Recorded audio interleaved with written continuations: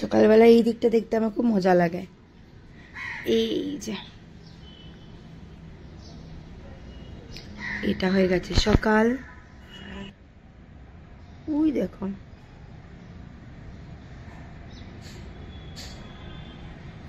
এতক্ষণ খুব জোর জোর চিল্লাচ্ছিল, যেই নিয়ে আসলাম এদিকে তাই ওদের গলার আওয়াজ হয়ে গেছে বন্ধ।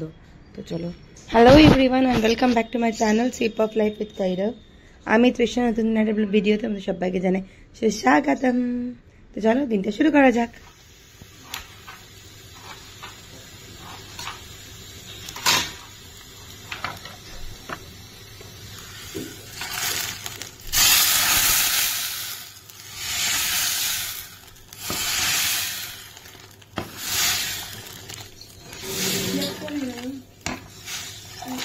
डाल दे डाल दे।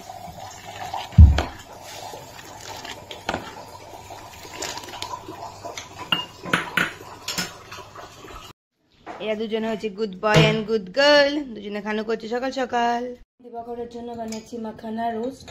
ওর নাকি অফিসে খিদে পায় কিন্তু ওর খাওয়ার ইচ্ছা নেই তোমার বিস্কুট, তাই এখানে বানিয়ে দিচ্ছি মাখানা রোস্ট। একদম ইজি আর খুব টেস্টিও হয় খেতে। মাখানাটাকে একদম সিমে করে তারপর একটুখানি ঘিতে 5 থেকে 10 মিনিট ভাজা, বাস একদম কুড়কুড়া হয়ে যাবে মাখানা, হয়ে যাবে মাখানা রোস্ট। এখানে হচ্ছে দিবাকরের জন্য মাখানা রোস্ট। আর এখানে ওকে টিফিনে দেবো ওটসের আমলেট।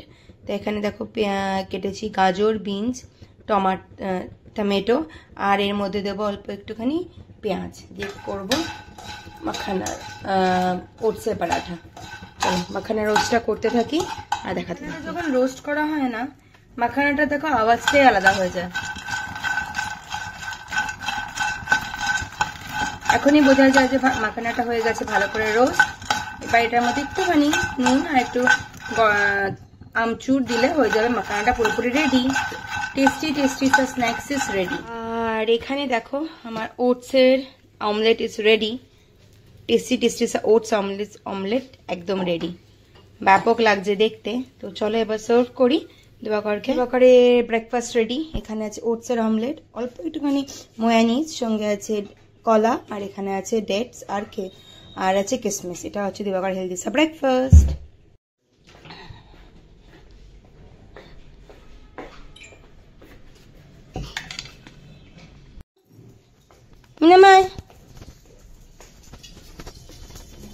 দিবাকর বেরিয়ে গেছে অফিসে। এখন আমার হনুমান চালিসা শোনার সময়। এখন ফটাফট ঘরে অল্প অল্প কিছু কাজ থাকে, সকালবেলা কাজগুলো করি, তারপর রেডি হয়ে দেখা হচ্ছে। রেডি হয়ে গেছি আমি, চান হয়ে গেছে, সঙ্গে আমি ফ্রেশও হয়ে গেছি। এবার বেরোবো অফিসের জন্য। তো চলো সকালবেলা পার্টটা এইটুকুনি রাখি, দেখা হবে অফিস থেকে ফিরে এসে। চলে এসেছি বাড়িতে আসার পরে ফার্স্ট রান্নাঘরে ঢুকে শুরু করেছে রান্নাঘরের কাজ। বানাচ্ছি এখন চিকেন। তো চলো তারপর চিকেনটা বানাই।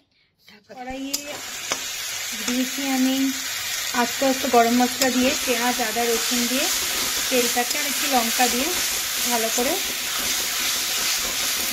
কষিয়ে নিচ্ছি মশলাটাকে। ব্যাস এর মধ্যে দেবো দুটো টমেটো দিয়ে দেবো চিকেনটা। এটাকে ভালো করে কষানো হয়ে গেছে। এবার আমি এর মধ্যে দেবো চিকেনগুলোকে।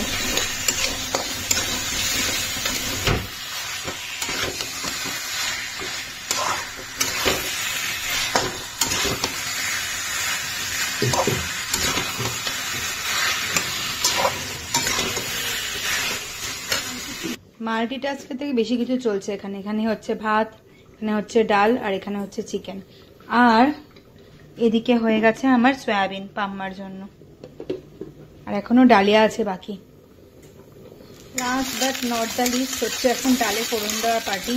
ডালে ফোড়নটা দিলে, এখানে আমার ডাল সিদ্ধ করা হয়ে গেছে, ডালে ফোড়নটা দিলে আমার মোটামুটি রাত্রের জন্য রান্না শেষ হবে।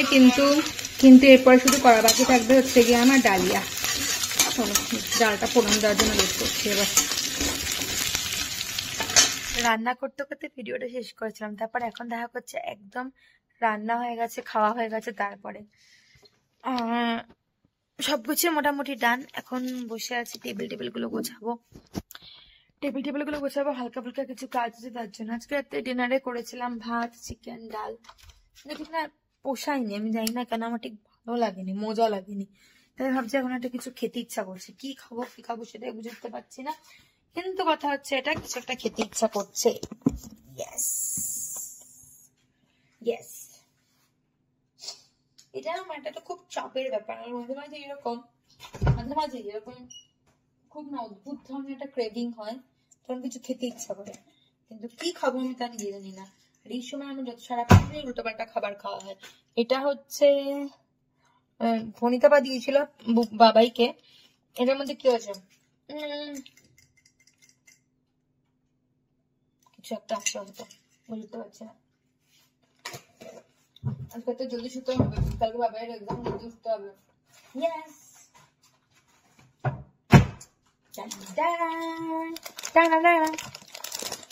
এটা খাবো এখন লেজ। রেডি। বাবাইকে আমি বলেছিলাম, বাবাই তোর এই বক্সের মধ্যে থেকে যা যা আছে সেগুলো তুই বার করবি না। ঠিক বাবাই ওস্তাদি মেরে এখান থেকে ওর কম্পাসটা বার করে ফেলেছে। এখন আমি রাত্রির 11:40 সারা বাড়িতে খুঁজে বেড়াচ্ছে কম্পাস, আর শেষমেশ আমি যে কম্পাসটা পেলাম সেটা ঠিকঠাক করে কাজে দেয় না। তখন ও বলছে, মা জানি ওই জিনিসটাই আমার ঠিক করে কাজে দেয়। মানে পৃথিবীর যত কমপ্লিকেটেড জিনিস বাবার জন্য সমস্ত কিছু ইজি। চলো, হয়ে গেছে কাজ, এটাকে করলাম বন্ধ। খাবো একটা চিজ। এই দেখো, এখানে দেখো টামলা ঘুমিয়ে পড়েছে, টামলার বিছানা নিয়ে। টামলা একটুখানি কম্বল টাইপের জিনিস শুতে বেশি মজা হয়। আর পুরো ঠান্ডাটা আমি কাটিয়ে দিলাম এখানে। আমার কিন্তু খুব আরামই লেগেছে, আনন্দই হয়েছে। চলো এবার ঘুমোই, তারপরে দেখা হচ্ছে। লাইফ ইজ সো আনপ্রেডিক্টেবল না, so unpredictable means so unpredictable. এটা আমার লাইফের সাথেও হয়েছে, আমিও এটারই ভুক্তভোগী। আর আরেকটা খবর, জানি না তোমরা কে কে শুনেছো কে শোনোনি। চাটুরি রাজনী বলে একটা মেয়ে আছে, ইউটিউবেও আছে, ফেসবুকেও আছে, সব হ্যান্ডেলেই আছে। ওর খাবার ভীষণ ভীষণ ভালো হয়।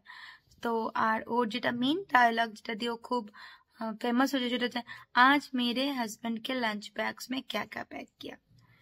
এটা ছিল ওর মেন ডায়লগ। অদ্ভুত ব্যাপার। ওর রিল দেখতে ভাল লাগতো, বেশ ছোট ছোট রিল গুলো হতো, আর খুব সুন্দর, মানে ভাল লাগতো, কিছু একটা ছিল যেটা ভাল লাগতো আর কি। সে চাটুরি রাজনীর ছেলে 17তে মারা গেছে। ফার্স্টে যখন ফিডটা এসছে না, আমি দেখে জাস্ট এটা কি হলো, আমি বিশ্বাস করিনি না, উল্টো পাল্টা কিছু। তারপরে যখন আবার ফিডটা হলো, দ্যাট টাইম আই শক মানে রীতিমতো পরিমাণে শক। একটা 17 ইয়ার্সের বাচ্চা ছেলে মানে বাচ্চা ছেলে, ভাবো অবস্থা। ওর মা বাবা কি করে যে দাঁড়িয়ে আছে তাদের নিজের পায়ের উপর জানি না। সত্যি অনেক অনেক ক্ষমতা লাগে। তাই হচ্ছে কথা, লাইফ ইজ সো আনপ্রেডিক্টেবল। কে করছে কি করছে, কোথা থেকে কি হচ্ছে, কেউ কিছুই বুঝে উঠতে পারে না, তাই না? তো চলো, এটা ছিল আজকের কথা। এখন শোয়ার টাইম হয়ে গেছে। এই দেখো, এখানে ইনি ঘুম, এখানে মিনামাও ঘুম। তো চলো আজকে ভিডিওটা এখানেই শেষ করছি। বারবার একটা কথা বলি, আজকেও সেই কথাটাই বলবো, প্লিজ সেফ থাকো, সাবধানে থাকো, ভালো থেকো, আর নিজেদের সঙ্গে সুখে থাকো। কার সাথে কখন কি হয়ে যায় কেউ কিচ্ছু বলতে পারে না। দেখা হচ্ছে খুব জলদি একটা নতুন ভিডিওর সাথে। আর আরেকবারই বলবো, ভগবান যেন ওই ভদ্রমহিলাকে, ও তো একটা মাকে সেই সহ্য ক্ষমতাটুকুনি দেয় যাতে ও এই সিচুয়েশনের মধ্যে থেকে বেরিয়ে আসতে পারে। যত ভাবছি আর যত শুনছি না, তত সারা দিন ধরে আমার মানে এত অস্থির লাগছে, বলার মতো না। 17 বছরের একটা ছেলে ক্লাস 11-এ পড়ে, কি বা দেখেছিল পৃথিবীটা বলতো, যে ওরা আবার যাবার সময় হয়ে গেল।